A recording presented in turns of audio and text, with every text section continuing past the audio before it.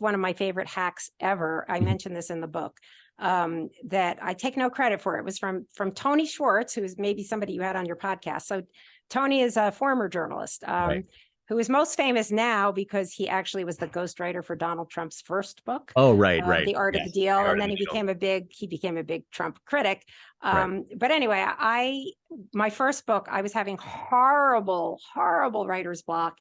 And I was on my way to Davos to cover the World Economic Forum. Mhm. And I was on a plane, an overnight flight, in misery after 4 days of staring at a blank cursor on my computer.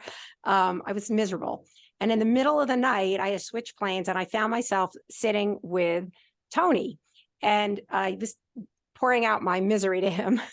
And he said, you got to try the 90-minute rule. And to this day, I use it. So I will share the 90-minute rule. It's the best. The 90-minute rule is that when you're working on something that requires focus and concentration and creativity, like writing a book, you sit for 90 minutes with zero distractions. Turn off the phone. Don't look at your email or Facebook or anything else. You must focus for 90 minutes. But at the end of 90 minutes, you have to stop and take a break. It is required that you stop and take a break. Doesn't matter what you do. You could eat, swim, sleep, walk, whatever, as long as you're not doing what you were doing.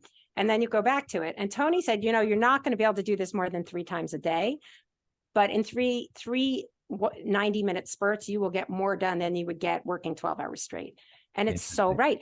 Because what it does, it imposes this discipline on you where you're focused and you're like, I have to get to the end of this chapter or the end of this sentence or paragraph by my 90-minute alarm clock, right? And so it forces you to just put something down on paper or to get whatever the work is that you're doing to just get to a stopping point.